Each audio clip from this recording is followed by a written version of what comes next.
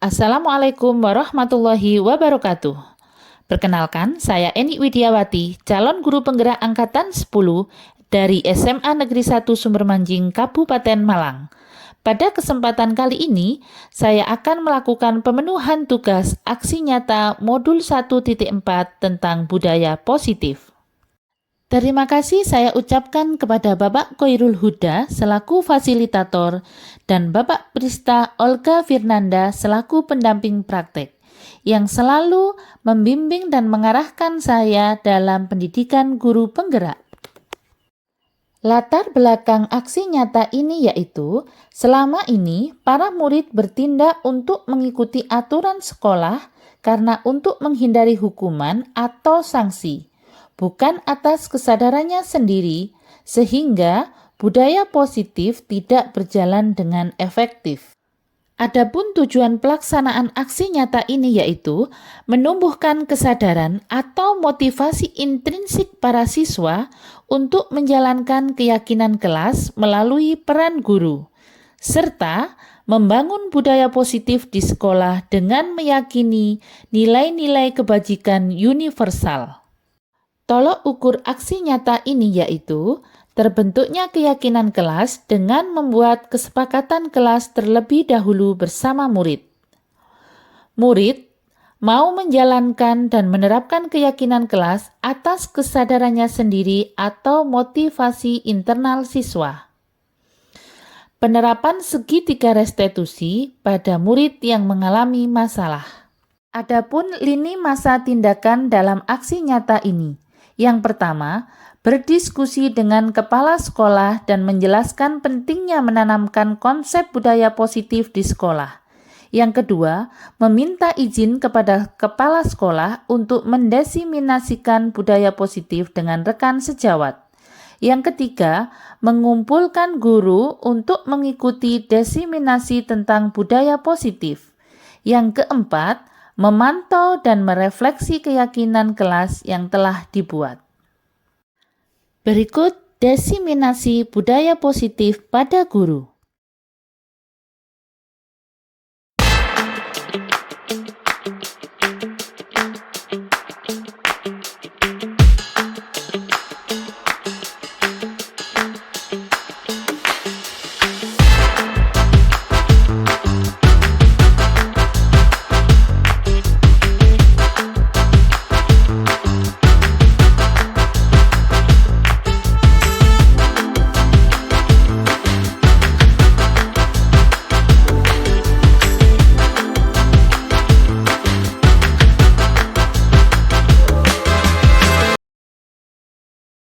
Assalamualaikum warahmatullahi wabarakatuh. Waalaikumsalam warahmatullahi wabarakatuh. Yang terhormat Kepala SMA Negeri 1 Sumbermanjing, yang saya hormati Bapak Guru Hebat SMA Negeri 1 Sumbermanjing. Puji syukur alhamdulillah pada kesempatan kali ini kita diberikan kesehatan sehingga kita bisa berkumpul dalam kegiatan saya, yaitu berbagi pemahaman dan penerapan pengalaman budaya positif. Bapak Ibu, perlu diketahui bahwa kegiatan ini merupakan salah satu kegiatan dalam pemenuhan tugas calon guru penggerak angkatan 10 pada modul 1.4, yaitu materi budaya positif. Bapak Ibu, tentunya budaya positif itu sangat berguna dan sangat bermanfaat jika kita terapkan di sekolah. Maka dari itu kami sebagai calon guru penggerak ingin menularkan pemahaman kami tentang budaya positif. Di sini saya ingin memberikan penjelasan tentang budaya positif. Tentunya ini adalah sesuatu hal yang baru, terutama bagi saya dan Bapak Ibu guru semuanya. budaya positif itu merupakan perwujudan dari nilai-nilai atau keyakinan universal yang diterapkan di sekolah. Nah, tujuan dari budaya positif ini supaya mendorong murid untuk mampu berpikir dan bertindak untuk proses menjadi murid yang mandiri dan bertanggung jawab.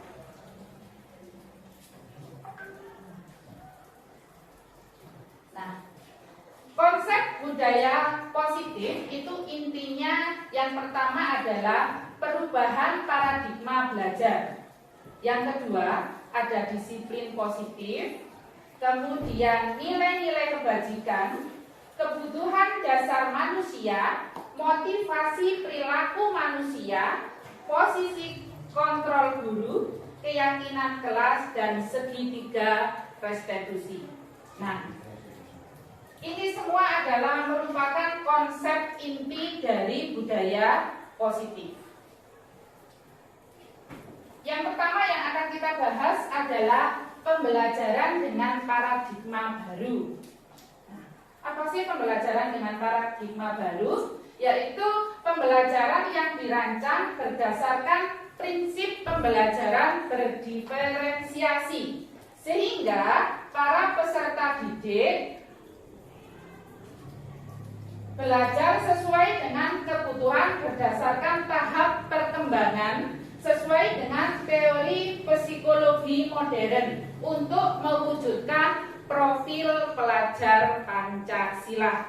Jadi pembelajaran dengan paradigma baru ini itu pembelajaran yang menumbuhkan karakter profil pelajar Pancasila sesuai dengan kurikulum yang kita jalankan, yaitu kurikulum Merdeka. Selanjutnya, disiplin positif. Apa sih disiplin positif itu? Nah, disiplin positif merupakan salah satu penerapan disiplin yang bertujuan menumbuhkan kesadaran serta memberdayakan peserta didik tanpa imbalan, tanpa penghargaan, ancaman atau hukuman. Nah, jadi disiplin positif itu perlu kita ketahui ya Bapak Ibu ya.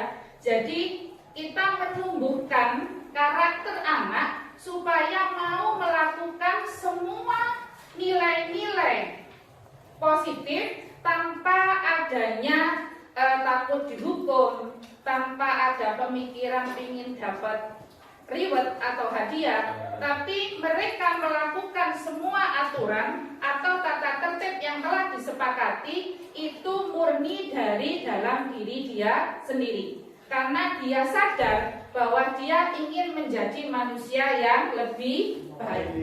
Jadi disiplin positif itu tujuannya itu menumbuhkan rasa tanggung jawab dan mandiri yang muncul dari dalam diri murid.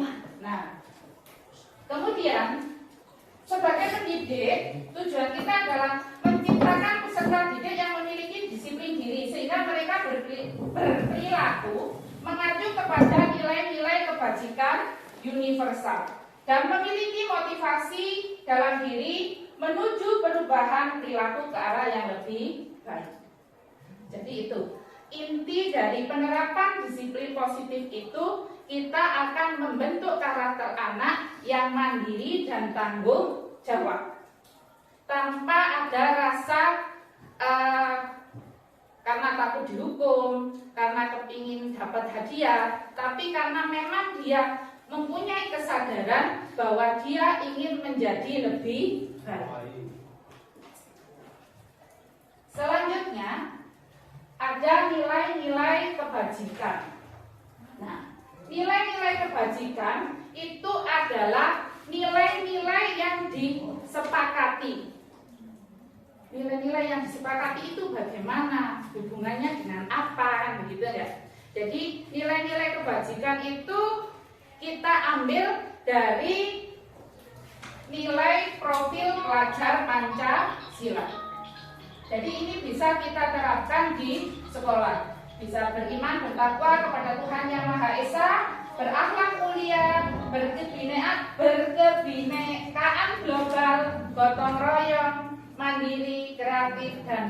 berpikir kritis. Jadi nanti nilai-nilai ini kita sepakati. Jadi anak-anak kita beri pemahaman tentang pentingnya nilai-nilai ini dan kita buat kesepakatan dan konsekuensi yang melibatkan seluruh siswa. Selanjutnya kebutuhan dasar manusia. Nah, kebutuhan dasar manusia itu merupakan suatu yang kita lakukan untuk mendapatkan apa yang kita inginkan. Jadi Bapak Ibu, perlu kita ketahui, kita sebagai manusia itu sebenarnya mempunyai 5 kebutuhan dasar hidup. Jadi apapun yang kita lakukan, kegiatan apapun yang kita lakukan, itu sebenarnya untuk memenuhi 5 kebutuhan dasar hidup kita. Apa 5 kebutuhan dasar hidup kita? Jadi ini adalah 5 kebutuhan dasar hidup kita. Yang pertama, bertahan hidup. Untuk bertahan hidup, apa saja yang kita butuhkan? Makanan, pakaian, tempat tinggal, keamanan, dan kesehatan. Kemudian ada penguasaan. Penguasaan ini mencakup harga diri, keinginan untuk dianggap. Jadi kalau yang biasanya ada siswa yang itu lugu, cuma perdu, suka cari muka, suka pingin dimanja. Nah, berarti mereka pingin memenuhi kebutuhan hidupnya. Ya. Kemudian kesenangan, bermain, humor, tertawa, itu masuk kesenangan. Ada kebutuhan kasih sayang dan rasa diterima. Kerjasama, dipedulikan, diterima oleh keluarga, teman, menjadi bagian anggota kelompok. Kemudian ada kebebasan, mandiri, memiliki pilihan, mencoba hal baru, dan mampu mengendalikan arah dirinya. Nah, dari sini Bapak Ibu, kebutuhan dasar manusia itu ada 5. Jadi apapun yang kita lakukan itu kalau kita analisis, itu berarti kita berusaha memenuhi kebutuhan hidup. Salah satunya ya, misalkan ada yang anak-anak itu kalau di kelas itu bercanda terus, bermain terus dengan teman-temannya, suka diingatkan. Nah, makanya kita harus tanya dulu ke anak-anak, jangan langsung dimarahi atau dihukum. Kita perlu memvalidasi dulu, apa sih yang mereka inginkan. Bagaimana sih? Kita perlu tahu kebutuhan hidup yang mana yang mereka belum terpenuhi. Kalau mereka sering bercanda atau bagaimana, mungkin dia sedang memenuhi kebutuhan hidup, kesenangan. Mungkin di rumah atau bersama di lingkungan yang lain dia tidak mendapatkan itu. Nah, untuk itu kita perlu mengetahui dulu apa sih yang sedang dia butuhkan. Gitu. Selanjutnya, motivasi perilaku manusia. Nah, ini Bapak Ibu. Jadi motivasi, semua yang kita lakukan itu kita tergerak karena kemauan kita sendiri atau kemauan dari luar diri kita. Ada motivasi ekstrinsik. Ekstrinsik ini berarti kemauan itu tidak muncul dari dalam diri kita. Munculnya karena takut dihukum, karena ingin mendapatkan suatu imbalan. Kalau intrinsik itu berarti motivasi itu muncul dari dalam diri anak itu sendiri. Contoh tentang tata tertib. Jadi di peraturan sekolah itu pasti ada tata tertib bahwa datang tidak boleh lebih dari jam 7. Nah, di sini dalam penerapan budaya positif yang kita harapkan itu anak-anak datang sebelum jam 7 itu karena muncul dari dalam diri sendiri. Jadi atas kesadaran dia, bukan karena dia takut dihukum, bukan karena dia ingin mendapat imbalan siswa terbaik. Tapi untuk menanamkan budaya positif itu kita berusaha menanamkan karakter kesadaran dirinya.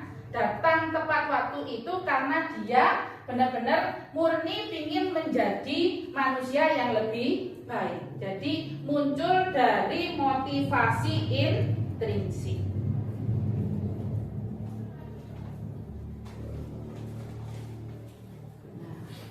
Ini jenis-jenis ada hukuman, ada konsekuensi, dan restitusi. Saya ingin mengenalkan Bapak Ibu tentang hukuman, konsekuensi, dan restitusi. Hukuman. Jadi hukuman ini perlu kita ketahui apakah tindakan kita selama ini masuk hukuman atau konsekuensi gitu ya.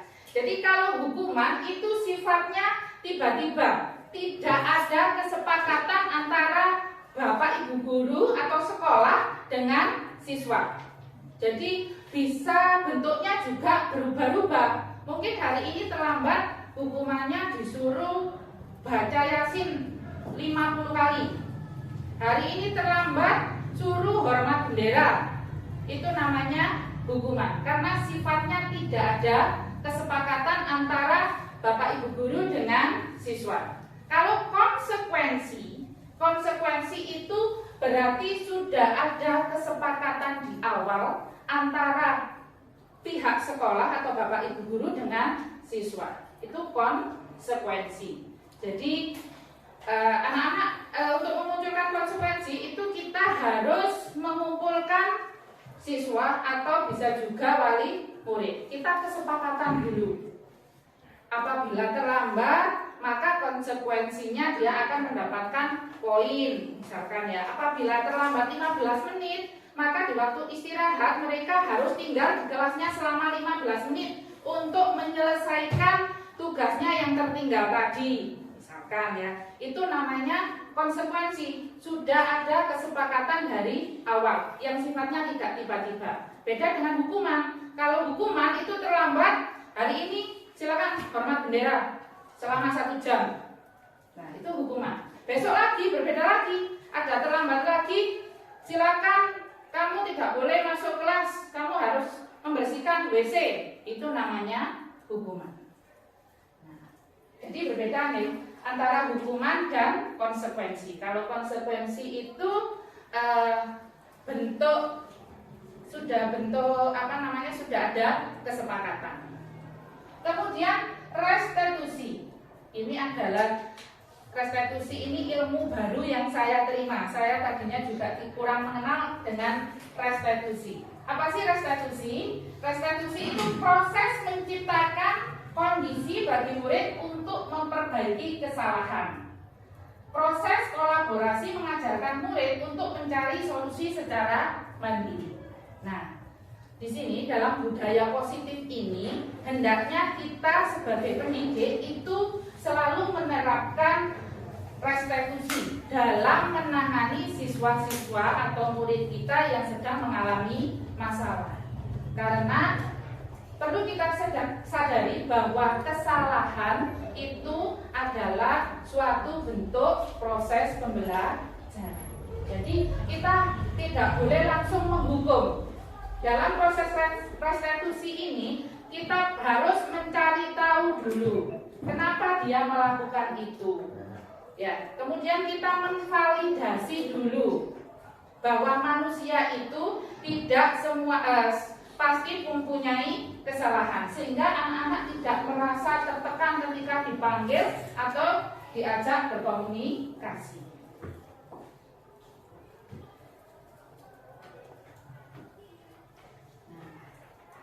5 posisi kontrol. Jadi sebagai seorang pendidik, kita mempunyai 5 posisi kontrol untuk anak-anak. Yang pertama penghukum, yang kedua pembuat merasa bersalah, yang ketiga teman, yang keempat pemantau, dan yang kelima adalah manajer. Ini adalah kita mempunyai 5 posisi ini di hadapan anak-anak Bapak Ibu ya. Nah, berdasarkan budaya positif ini, hendaknya kita sebagai pendidik itu posisinya sebagai manajer dan sebisa mungkin tidak boleh sebagai penghukum.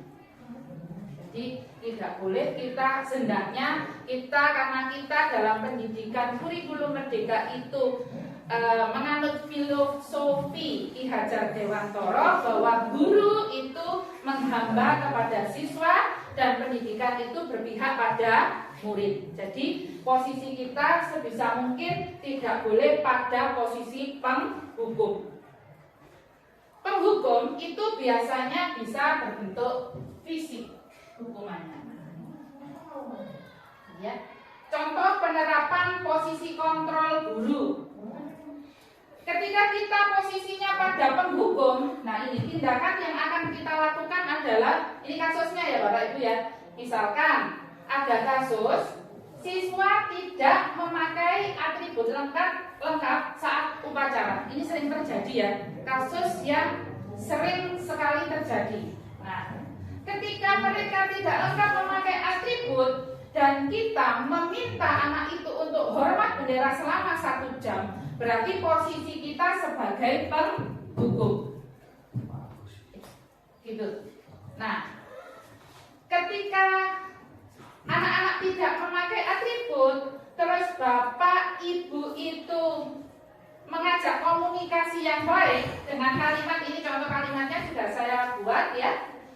Berapa kali ibu bilang, ibu harus memberitahu kamu selalu mengecewakan bapak atau ibu. Dengan kalimat ini, maka anak-anak pastinya, tentunya itu akan tumbuh rasa bersalah. Nah, ini berarti kita menggunakan posisi kontrol kita sebagai pembuat merasa bersalah. Sebagai teman. Nah, ketika kita menggunakan posisi kita sebagai teman dengan kasus yang sama, upacara tidak memakai atribut lagi.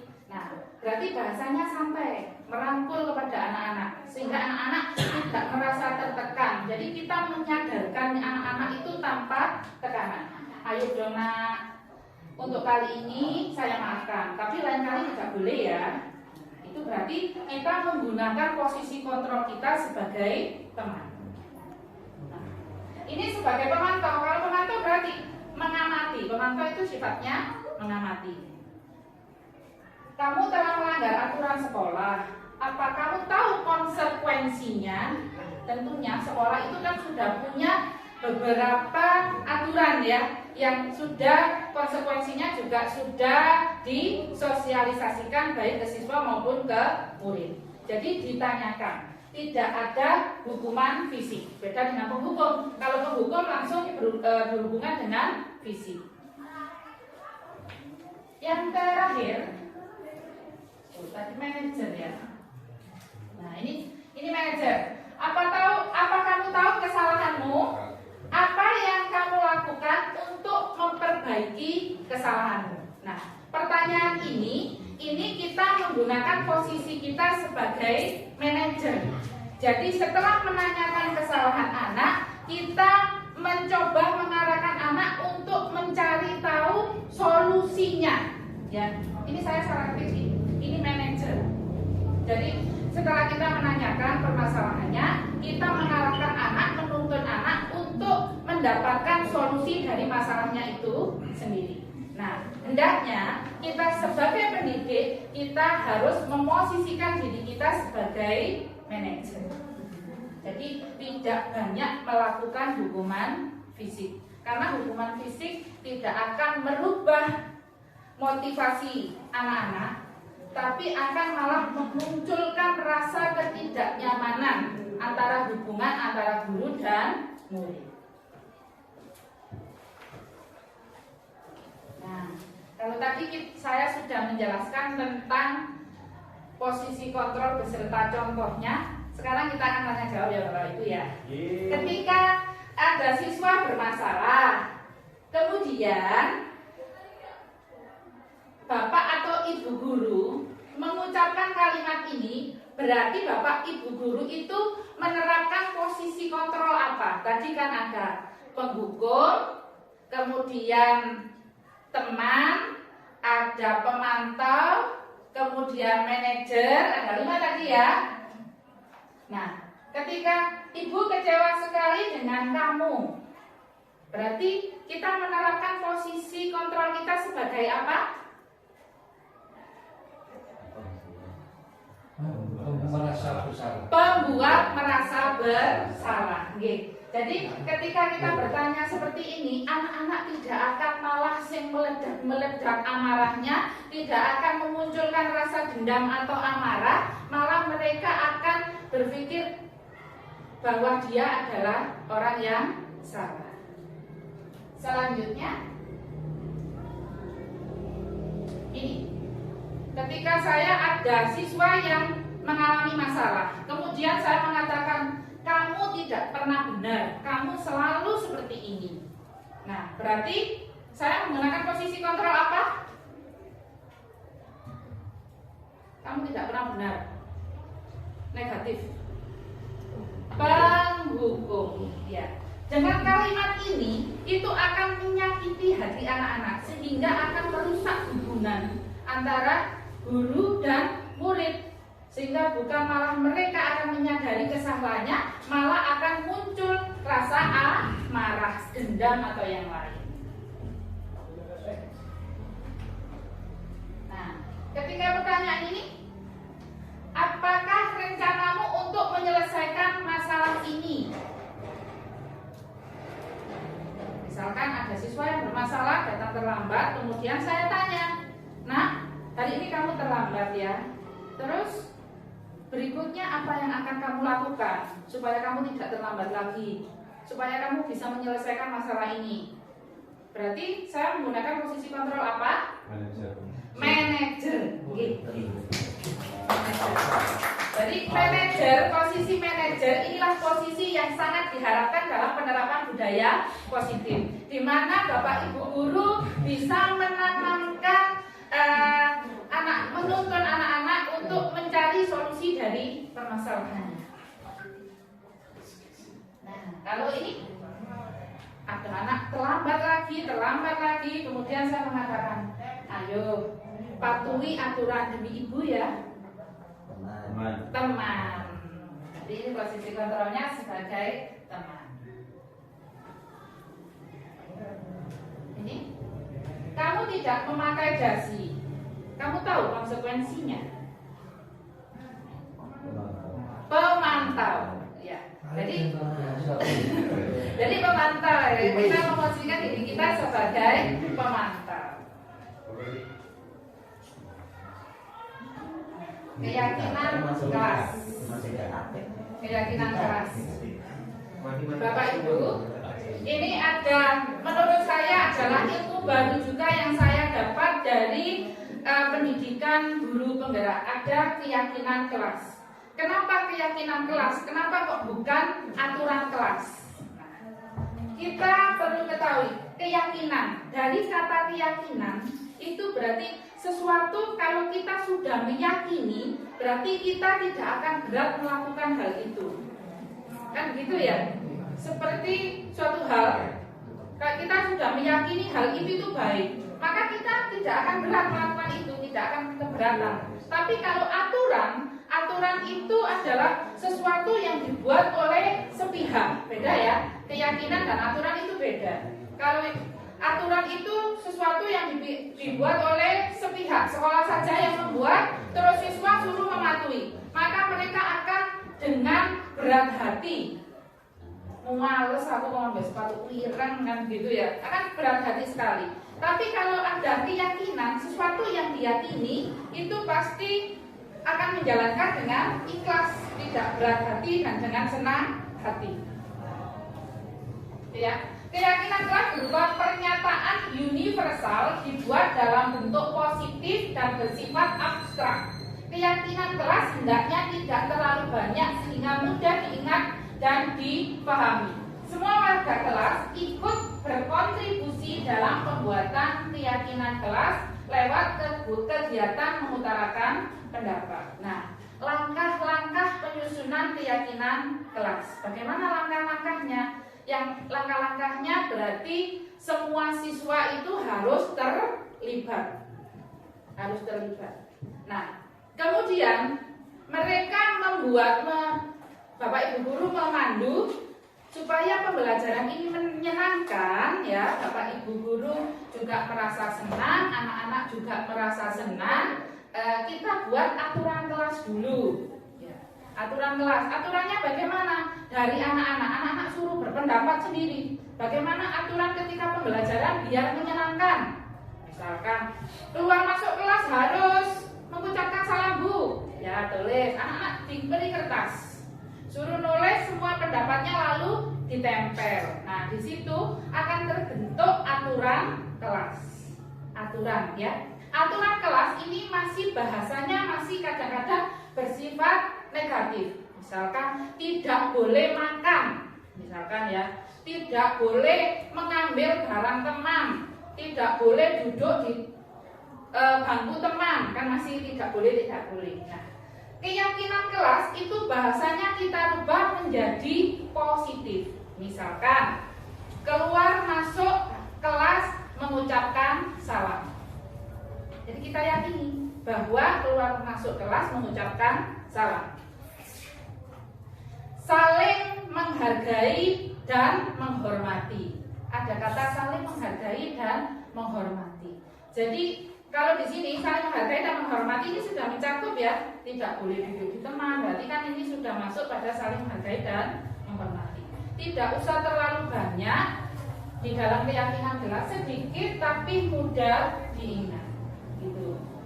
Itu namanya keyakinan kelas. Nah nanti Bapak Ibu kita kembali kepada restitusi tadi ya. Misalkan ada siswa yang bermasalah, karena kita sudah mempunyai keyakinan kelas, maka kita bisa mengingatkan mereka. Anak-anak, misalkan, kenapa kamu melakukan ini? Kamu ingat dengan keyakinan kelas yang telah kita buat. Nah, kan dia masih mengingat. Karena keyakinan tadi itu hasil kesepakatan bersama, dibuatnya bersama, bukan seperti aturan yang dibuat sepihak oleh sekolah dan anak-anak suruh menjalankan. Tapi kalau keyakinan itu dibuat secara bersama, konsekuensinya diketahui bersama. Sehingga jika ada siswa yang bermasalah, kita kembalikan kepada keyakinan kelas. Seperti itu. Nah, ini adalah segitiga restitusi. Apa sih segitiga restitusi itu? Ini saya juga benar-benar masih baru mendapatkan ilmu ini. Segitiga restitusi adalah suatu proses dialog yang dijalankan guru atau orang tua agar dapat menghasilkan murid yang mandiri dan bertanggung jawab. Ya. Segitiga restitusi membantu murid memiliki tujuan disiplin positif dan memperbaiki dirinya setelah membuat salah. Restitusi bukan menebus kesalahan, namun belajar dari kesalahan. Jadi restitusi itu bukan mengungkit-ungkit permasalahan yang dia lakukan, tapi sebagai guru kita mencari solusi dari permasalahan yang telah dia lakukan. Kan percuma ya Bapak Ibu kalau kita mengungkit kenapa kamu tadi begini, kenapa tadi begini. Tapi dari kesalahan itu mari kita cari solusinya supaya tidak diulang kembali. Nah, ada 3 langkah-langkah dalam penerapan segitiga restitusi. Yang pertama, menstabilkan identitas. Yang kedua, validasi tindakan yang salah. Kemudian yang ketiga, menanyakan keyakinan. Nah, berarti untuk penerapan segitiga restitusi ini kita akan kembali kepada keyakinan yang telah kita buat. Nah, sebelum saya menjelaskan, saya ada video penerapan segitiga restitusi. Sebentar, saya bisa minta bantuan memunculkan ini, memunculkan video saya di sini.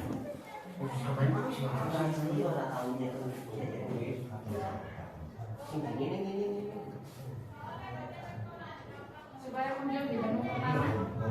Oh ya.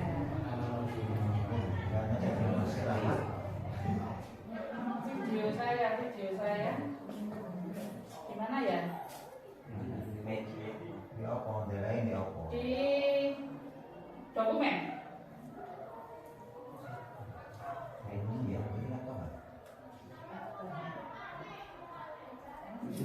Baik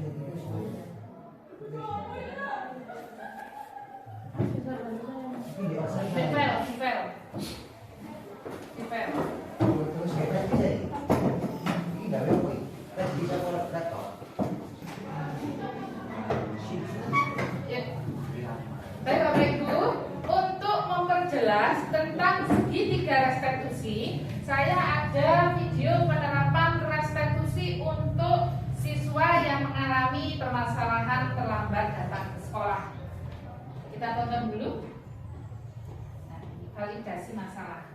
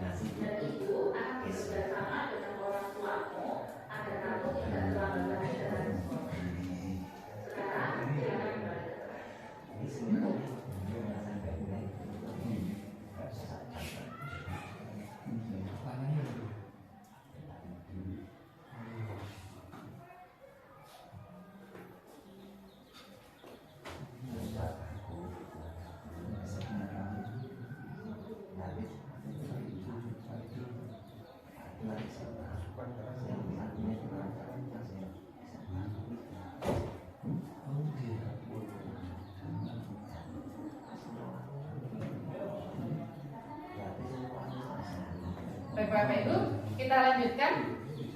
Nah, itu tadi adalah contoh penerapan segitiga restitusi untuk mengatasi siswa yang mengalami masalah.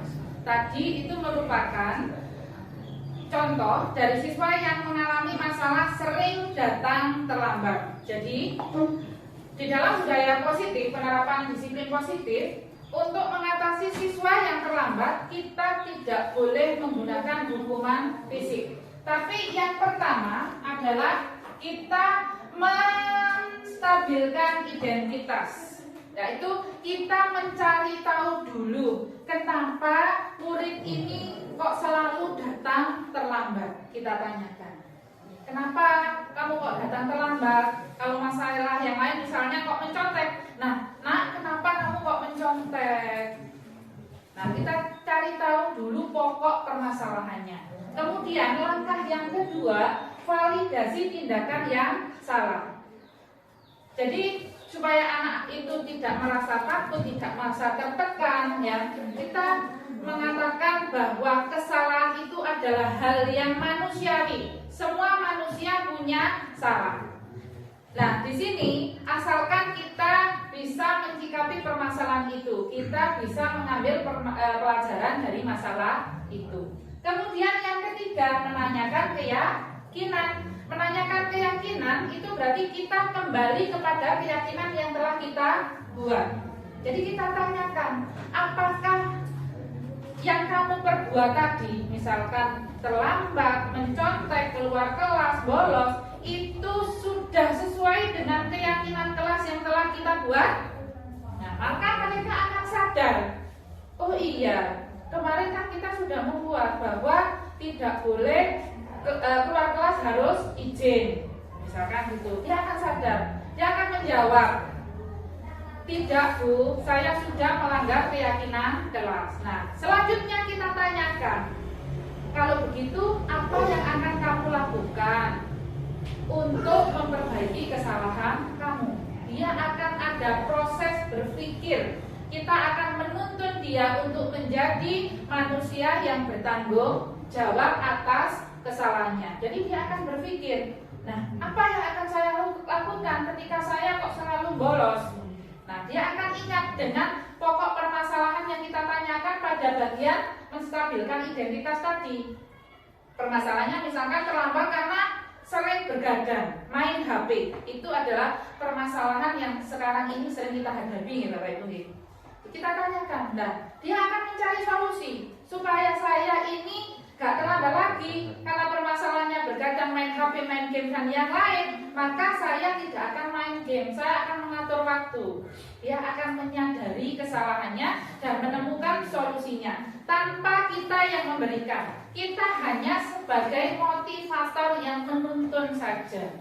Itulah fungsi dari segitiga restitusi. Jadi menuntun anak menyadari kesalahannya dan menemukan solusi dari permasalahannya tanpa ada rasa sakit hati atau perasaan tidak nyaman dengan Bapak Ibu guru. Jadi nggak ada rasa benci, aku gunting nang Bu Eni, aku benci ke Pak Timo atau yang lain. Tapi dia memang sadar bahwa saya salah dan saya akan mempertanggungjawabkan kesalahan saya. Itu. Jadi di sini membentuk anak itu mempunyai karakter mandiri dan tanggung jawab.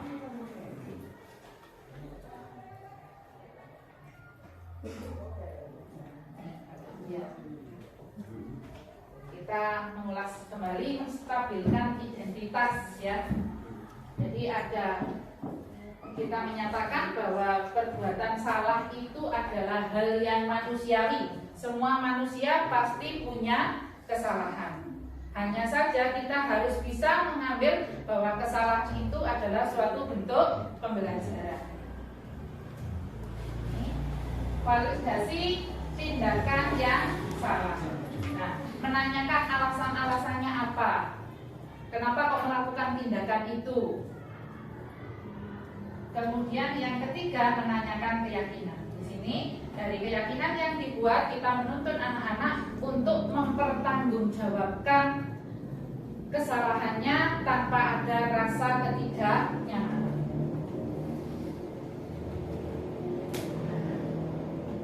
Bapak Ibu, dari sini, dari penjelasan saya tentang budaya positif, adakah mungkin tanggapan atau pertanyaan dari Bapak Ibu? Sementara sebelum tanggapan, saya ingin testimoni atau pendapat Bapak Ibu, bagaimana kalau sampai budaya positif ini kita terapkan di sekolah. Jadi saya ingin mendengarkan pendapat atau curahan Bapak Ibu. Kalau ini kita terapkan, baik buruknya bagaimana, kedepannya bagaimana, gitu. Oke. Saya minta Pak Timo. Sebenarnya kalau lihat teorinya memang bagus ya, bisa diterapkan. Tapi kan masing-masing siswa itu kan karakternya beda-beda. ada yang cuek-cuek saja. Misalkan kalau suruh bentuk seperti keyakinan itu kadang mereka juga ya ikut teman-temannya dia satu keyakinan misalkan kalau kelas kita bersih itu jadi belajarnya enak. Ada juga yang oh ya wis ikut-ikut aja gitu kan. Tapi pada pelaksanaannya kadang cuek-cuek aja, tetap saja buang sampah sembarangan di loker meja, buang sampah tempat peninggalan bekas, kadang tidak dilaksanakan gitu loh. Jadi kalau sebelum membuat sebuah keyakinan kayaknya perlu benar-benar ada apa ya? Ada pendahuluan dulu, ada semacam doktrin dari waktu guru di dalam kelas itu betapa pentingnya keyakinan itu untuk menyadarkan murid-murid itu. Tapi kalau sekedar kita beri pandangan yang sempit saja, mereka kadang belum bisa membedakan antara peraturan sama keyakinan itu aja sih sebenarnya. Itu kendalanya kalau kan terus banyak yang arahnya berbeda. Itu sih. Terima kasih Pak. Jadi saya sependapat dengan Pak Timo ya. Jadi memang teori ini sangat bagus sekali jika kita terapkan. Tapi di sini ada sedikit mungkin hambatan, yaitu dari siswa karena dengan karakter yang berbeda-beda. Mungkin ketika penyusunan keyakinan kelas atau kesepakatan kelas itu dari muridnya tidak dilaksanakan dengan sungguh-sungguh, mana ya Pak ya. Tapi mereka melok-melok. Jadi ya sudah, temanku nulis kelas bersih menjadi nyaman, itu kan keyakinan. Dan mereka ikut saja karena dia ada perasaan yang tidak melaksanakan dengan sungguh-sungguh yang itu. Nah, jadi sebelum keyakinan kelas itu berarti kita ada sosialisasi kayak meyakinkan anak-anak bahwa ini penting untuk budaya kita supaya kita menjadi lebih baik gitu. Mungkin dari sini ada pertanyaan setelah tanggapan dari Pak Timo, ada pertanyaan dari Bapak Ibu terkait dengan budaya positif. Budaya positif. Tadi ada kebutuhan hidup manusia, ada paradigma, ada posisi kontrol. Jadi saya mengingatkan kembali bahwa posisi kontrol kita sebagai guru itu tadi ada 5, dan kita diharapkan dalam perkembangan pembelajaran saat ini kita diharapkan menempati posisi kontrol sebagai manajer, di mana seorang pendidik itu membimbing siswanya atau muridnya untuk menjadi manusia yang mandiri dan bertanggung jawab.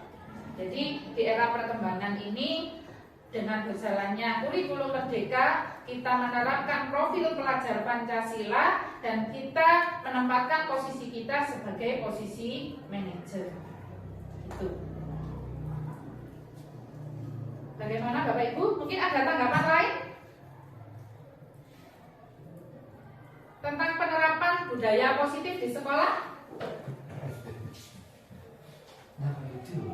Tentang keyakinan kelas, menurut Bapak Ibu, tadi kalau Pak Timo bisa dijalankan karena memang teorinya bagus, tapi kendalanya yaitu dari siswa. Bagaimana sih kita mencari jalan supaya anak-anak ini mau menyadari, mau mengerjakan atau mengikuti kegiatan ini dengan sungguh-sungguh tanpa lalai.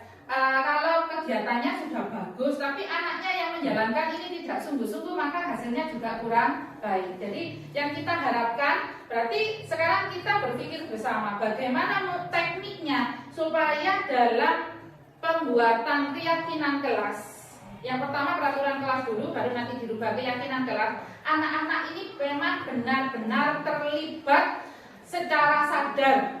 Secara sadar itu maksudnya tidak hanya ikut-ikutan, tapi mereka benar-benar menuangkan idenya, menuangkan pemikirannya tentang aturan-aturan yang akan dibuat, yang bisa membawa dampak bagi dirinya, teman-temannya, dan sekolah tentunya. Jadi itulah yang akan menjadi pemikiran bagi kita. Kalau masa teorinya sudah bagus, Tapi pemikiran kita itulah yang perlu kita pikirkan. Bagaimana, Bapak Ibu? Mungkin ada pendapat lain? Oke, Bapak Ibu.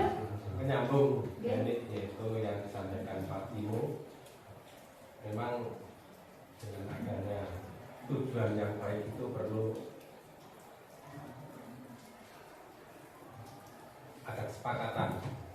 Nah ini yang jelas dengan teori itu tadi kalau pemaparannya sangat bagus sekali, tetapi kalau ini tidak ditindaklanjuti atau tidak disosialisasikan, tentunya nggak bisa berjalan dengan baik. Nah, tadi disampaikan yaitu hanya fokusnya ke siswa. Saya kira nggak fair kalau hanya siswa, harus melibatkan semua ini. Intinya adalah semua pemangku kebijakan pendidikan, yaitu tidak dari dewan guru, staf, juga siswa. Ini harus saling kolaborasi di antara mereka. Jadi kalau kita hanya memfokuskan ke siswa yang ditekan, ini kurang fair. Jadi ini keberhasilan itu adalah kalau dilakukan bersama-sama. Itu saja dari saya yang menambah. Terima kasih Pak Tido. Saya sependapat dengan Pak Tido bahwa dalam menyusun budaya positif, terutama untuk keyakinan sekolah atau kelas, itu kita membutuhkan kolaborasi dari seluruh sivitas sekolah. Sivitas sekolah itu kolaborasi dari kepala sekolah, baik tata usaha, penjaga sekolah, semuanya, Bapak Ibu guru dan murid. Jadi kita melibatkan semuanya, sepakat dan memahami semua aturan-aturan atau semua kesepakatan yang kita buat dan konsekuensinya. Maka dengan begitu kegiatan akan berjalan lancar. Gitu. Baik Bapak Ibu, saya mengucapkan banyak terima kasih atas dukungan Bapak Ibu. Semoga kegiatan ini bermanfaat untuk kita semuanya. Saya akhiri. Wassalamualaikum warahmatullahi wabarakatuh.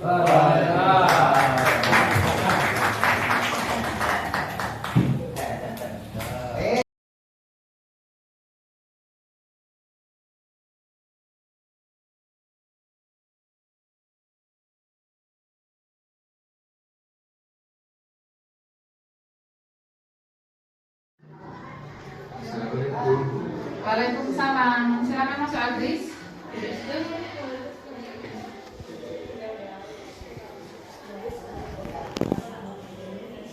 Agris, tadi guru piket menyampaikan laporan tentang keterlambatan siswa. Agris sering terlambat? Iya Bu, Sudah berapa kali Agris terlambat? 7 kali Bu. Sering terlambat itu termasuk kesalahan bukan? Iya Bu. Baik Agris, berbuat kesalahan itu adalah hal yang manusiawi. Setiap orang pernah berbuat kesalahan. Yang terpenting kita harus belajar dari kesalahan tersebut dan mau memperbaikinya. Apa kamu setuju Agris? Setuju Bu. Baik Agris, kalau begitu mari kita cari solusinya bersama ya. Baik Bu. Agris, sering datang terlambat itu tentunya punya alasan. Kenapa Agris sering datang terlambat? Saya kalau malam main HP Bu, jadi kalau bangun kesiangan. Kamu tahu keyakinan kelas yang telah kita buat? Tahu Bu. Menurut kamu datang terlambat ke sekolah itu sesuai dengan keyakinan kelas tidak? Tidak Bu. Menurut kamu keyakinan kelas apa yang telah kita langgar? Disiplin Bu. Menurut kamu disiplin itu penting tidak? Penting Bu. Dengan disiplin saya tidak akan terlambat sekolah dan akan tepat waktu. Benar Agris, disiplin itu sangat penting. Dengan disiplin maka hidup kita akan lebih teratur, tugas-tugas kita akan selesai tepat waktu, kita akan bisa lebih menghargai orang lain, dan tentunya kita tidak akan banyak menemui masalah. Baik Bu, saya menyesal. Saya mohon maaf sudah sering terlambat. Iya Agris, sikap yang sangat baik. Kamu sudah meminta maaf. Menurut kamu, apa yang akan kamu lakukan agar kamu tidak terlambat lagi? Saya mengatur waktu untuk bermain HP Bu, agar tidak sampai larut malam dan akan segera tidur agar tidak kesiangan. Baik Akris, kamu sudah menemukan solusinya ya? Dan ibu akan bekerja sama dengan orang tuamu agar kamu tidak terlambat lagi datang ke sekolah. Sekarang silakan kembali ke kelas. Terima kasih Bu.